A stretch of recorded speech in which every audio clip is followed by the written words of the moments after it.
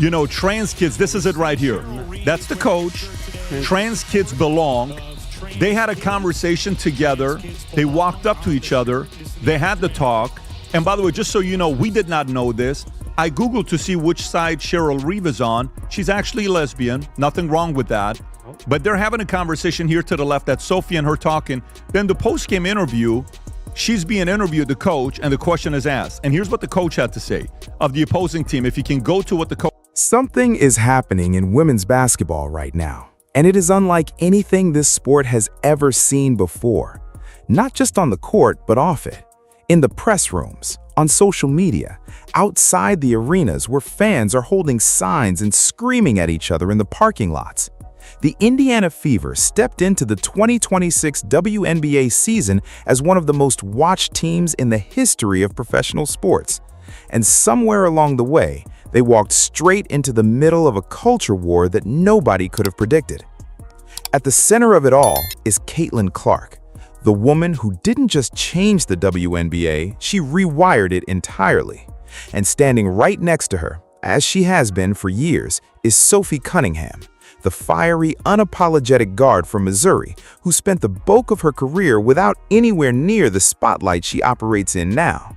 She's been featured in Sports Illustrated. She served as a ring girl at a UFC event. She launched her own Adidas shoe line. She built a wildly popular podcast. By any measure, Cunningham had already carved out a genuine personality-driven brand well before any of this controversy broke. She is not a background player. She never was. So when ESPN published a deep profile piece on Cunningham in late July of 2026, the world got a much more complicated picture of her than the pointing meme suggested. In that profile, Cunningham was asked directly about transgender athletes competing in women's sports. She didn't dodge the question. She didn't give a political non-answer. She said what she believed. She called it common sense to keep sports competitions aligned with birth gender, while making clear she wasn't coming from a place of hatred. "I got a lot of negative feedback about me hating trans," she said in the profile. And I'm like, I never once said that. I think that I am here to extend love, but I also think with that love is truth, being honest. And I want to protect young girls in a locker room or young girls in sport who shouldn't have to go against biological men. Simple, clearly stated, and she stood by it when the blowback arrived. Because blowback absolutely arrived. More than anything, educate, and there are some things that, we have in common and maybe some things you differ on, just like any issues. And I think it's how you handle things. And so... You can pause it right there. I want you to now watch what Caitlin Clark's nice coach had to say when she was questioned. This is Caitlin Clark's coach. Okay, go for it. Your stance on men or athletes who test as biological male participating in women's sports. What's your personal stance? Watch your answer. Yeah, I don't know that I would say that I'm educated enough from a science. Here's the thing about political controversies in sports leagues. They rarely stay contained. The moment Cunningham's comments were out in the world, the machinery around the WNBA started moving fast. Fans started picking sides. Media commentators took turns, either praising her courage or slamming her stance. On social media, the debate exploded across every platform simultaneously. Her Adidas shoes flew off shelves as supporters rushed to buy them. And outside the arenas where the Indiana Fever played their next few games, crowds gathered on opposite sides of the debate, holding signs and shouting past each other. The story grew its own momentum in ways that even the most experienced media observers couldn't fully map. Former sports anchor Sage Steele pointed out something important during coverage of the controversy, that Cunningham hadn't sought this out. She was asked a question by a reporter, she answered it. She didn't bring this up, Steele noted, and then the storm came to her anyway. What happened next genuinely surprised a lot of people. Cheryl Reeve, the head coach of the Minnesota Lynx, the top team in the WNBA at the time, decided to respond not just with words, but with a visible statement. When the Lynx hosted the Indiana Fever, Reeve walked out onto the sideline wearing a light blue shirt with the words "Trans Kids Belong" on it, clearly visible under her sports coat. It was visible to the cameras, visible to the players, and visible to the millions watching on ESPN. Play-by-play announcer Ryan Ruocco pointed it out on the broadcast, noting she was wearing it in support of trans kids. ESPN cameras then caught footage of Reeve and Cunningham having what appeared to be a fairly animated conversation at mid-court before the game began. In post-game remarks, Reeve described it diplomatically, saying she and Cunningham both understood they had platforms and both wanted to educate. She said the two had things in common and things they differed on, just like any issue. But the shirt had already said everything the public needed to hear, and the Lynx went on to beat the Fever 108-100 that night. The timing of everything made the moment feel like something significantly bigger than a basketball game. Outside that arena in Minneapolis, crowds gathered for the third straight game in a row where protests had formed around the Fever. Some people held signs in support of Cunningham. Others held signs pushing back. It wasn't a small gathering. These were real crowds, organized, vocal, surrounding a professional basketball game on a Sunday afternoon. This was no longer just a sports story. And through all of it, every protest, every tweet storm, every cable news segment, one question got louder and louder. What does Caitlin Clark think? This is where the story becomes genuinely fascinating, because Clark has spent the better part of 2 years walking a razor-thin line. On one side, she's the most recognizable face of the WNBA, a woman whose presence has made the league more money than anything else in its 30-year history. On the other, she plays in a league with a deeply established culture, one that has strong opinions about inclusion, identity, and what the sport is supposed to represent. Clark sits in the middle of a divide that was always there, but that she has accidentally become the lightning rod for. When reporters asked her directly how she and the team were handling the controversy surrounding Cunningham's comments, Clark gave an answer that was careful and measured. "It's not really a discussion we really have in our locker room," she told reporters after a Fever loss. She kept her focus, publicly at least, on basketball. She said her priority was winning games. She didn't throw her teammate under the bus, and she didn't plant a flag in the culture war debate. She walked a careful middle path. Now, some observers have criticized that approach, arguing that Clark's silence on the specifics is itself a choice, and that as the face of the league, she carries unique responsibility. Others have pointed out that Clark has used her voice on social issues before, notably pushing back hard against the wave of racist and misogynistic harassment that flooded social media targeting her WNBA peers in 2024. She also showed up, laughed, and gifted her debut Nike sneakers to openly LGBTQ+ teammates during All-Star Weekend, just weeks before this particular controversy erupted. Clark had even reportedly told reporters back in her rookie year that she doesn't believe exclusion is ever the answer when asked about transgender athletes in sports, framing herself as someone who didn't feel scientifically qualified to take a hard stance. The picture that emerges is complicated. Clark is not a political actor. She is, by every available signal, someone who wants to play basketball at the highest possible level and stay out of fights she didn't start. But the fight found her anyway, because it always does when you are the most important person in the room. Let's talk about something that has been building underneath all of this political noise, because it matters just as much, maybe more, to the long-term integrity of the league. Sophie Cunningham has been making a very specific claim about Caitlin Clark that isn't a matter of opinion or political allegiance. It's a claim backed up by statistics, and those statistics are genuinely alarming. Cunningham went on her Show Me Something podcast and said clearly and directly that opposing players are definitely targeting Clark and that the league and the referees do nothing to protect her. Those are strong words.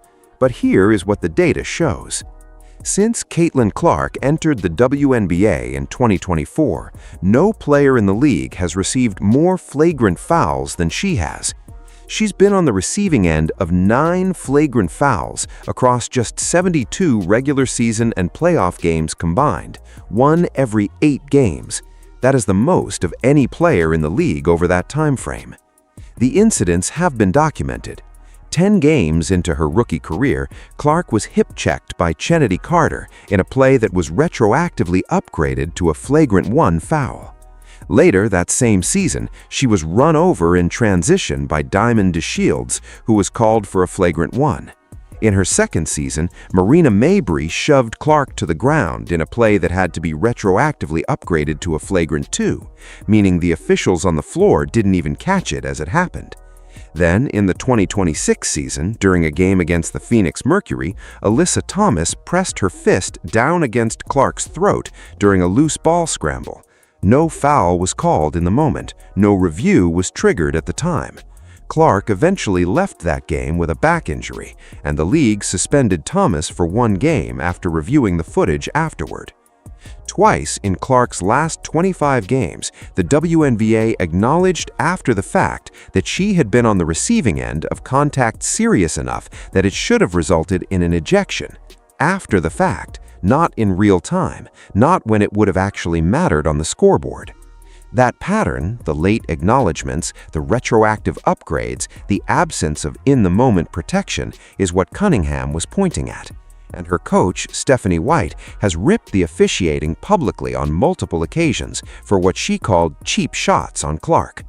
Cunningham herself got ejected during a brawl against the Connecticut Sun after she delivered a hard foul on a player who had poked Clark in the eye. She made no apologies for it. "At the end of the day, I'm going to protect my teammates," she said afterward. "That's what I do." The frustration inside the Indiana Fever is real, documented, and growing, and it forms the backdrop against which everything else in this story has to be understood. By the time the WNBA unveiled its commemorative poster for its 30th anniversary celebration in June of 2026, the league was already sitting on a pile of tension that had been building for 2 years. The poster featured 30 players, legends from across the league's history alongside current stars.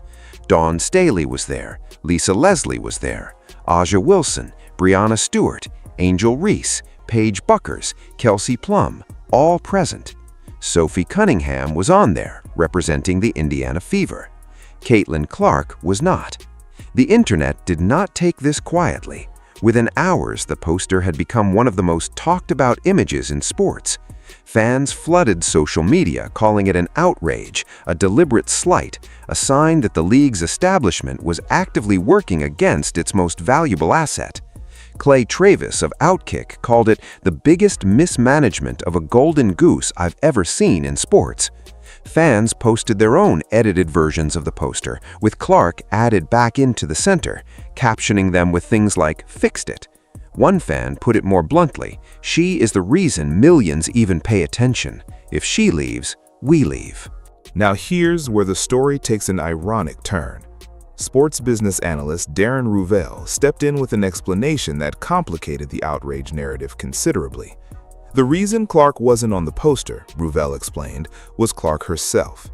The poster was made by Wincraft, a licensed merchandise company, and Clark's licensing agreements outside of Nike only allow companies to use her name and number, not her actual likeness or image. Wincraft simply couldn't put her face on the product because they didn't have the rights to do so. Not her likeness, Rovell added. Moving on, the disrespect card was fun for a day.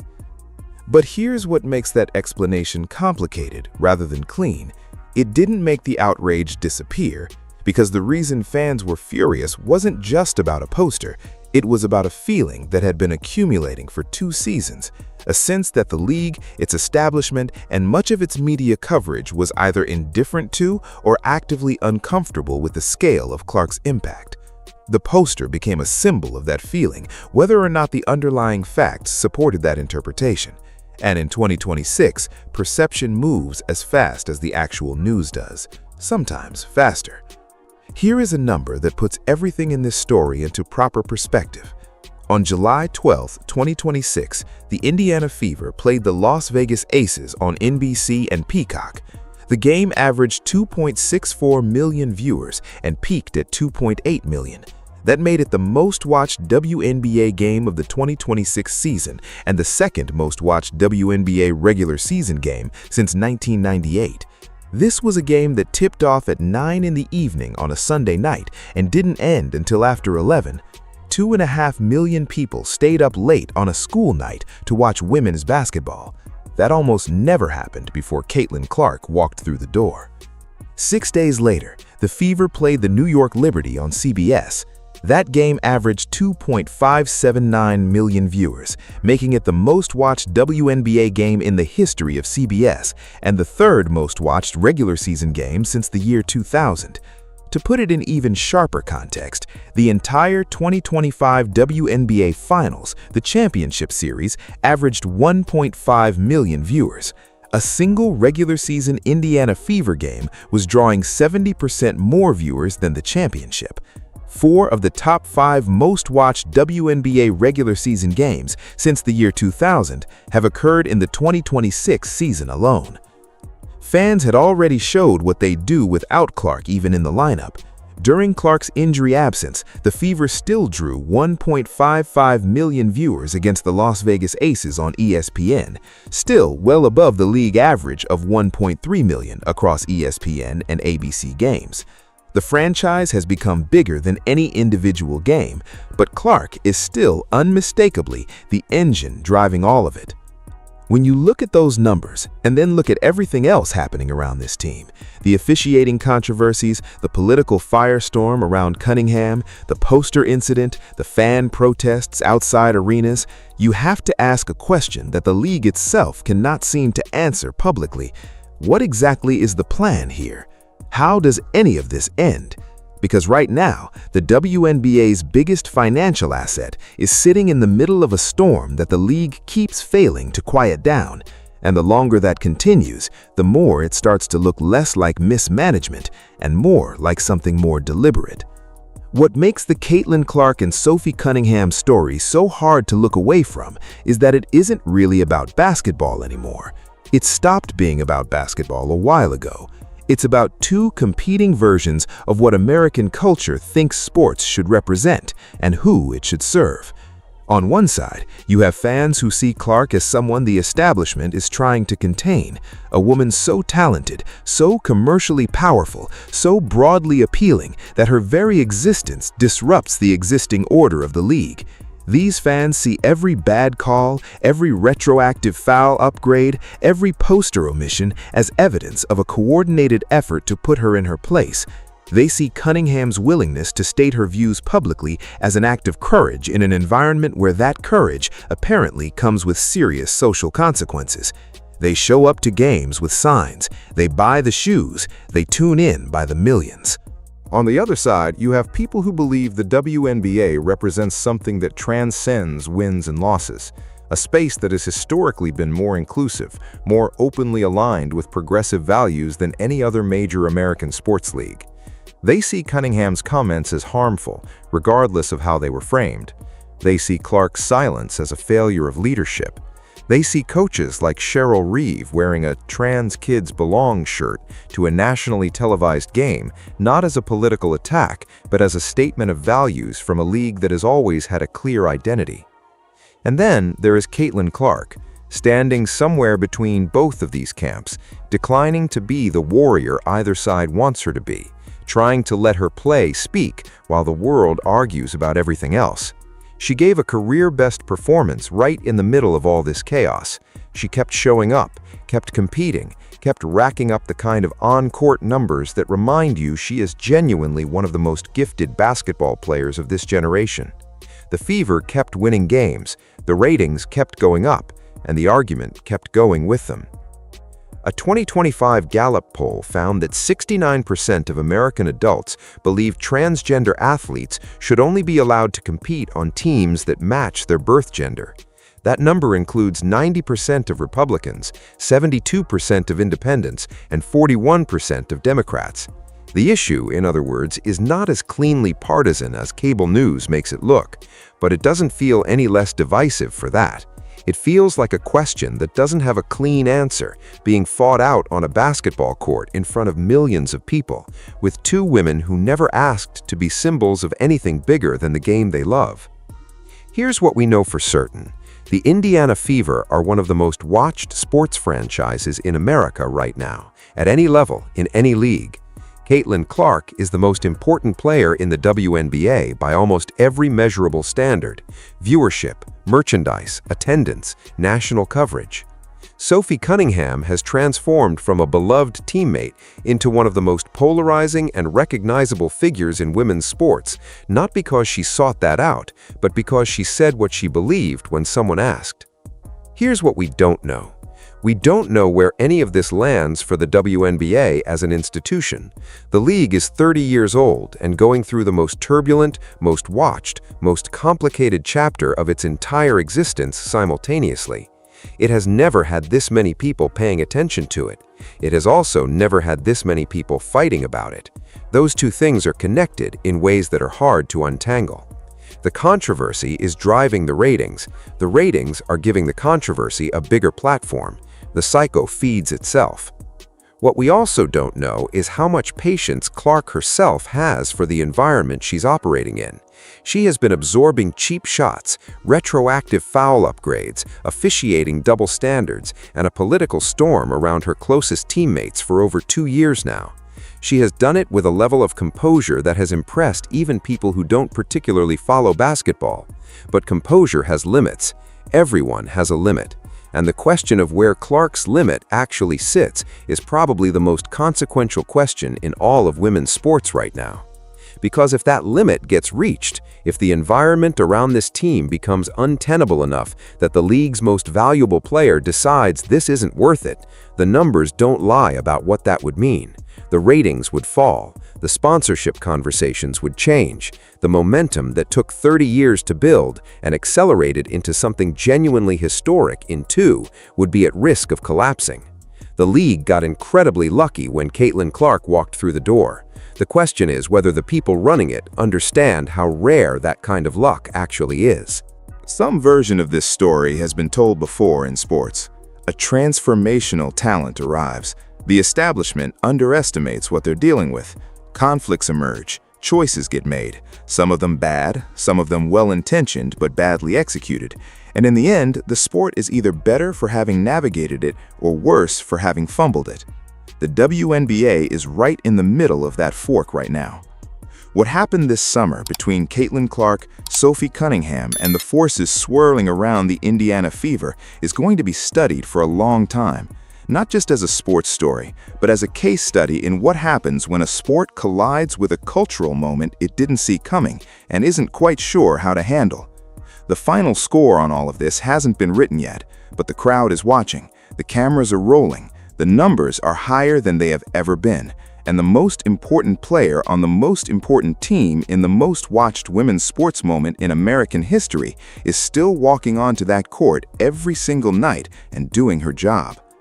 The real question isn't what happens to Caitlin Clark. She'll be fine. The real question is what happens to everything around her, and whether the people in charge of this league understand what they actually have before it's too late. Drop your thoughts in the comments. Do you think the WNBA is handling this the right way, or is this the most consequential mismanagement of a cultural moment in sports history? Because right now, both cases are easier to make than you might think.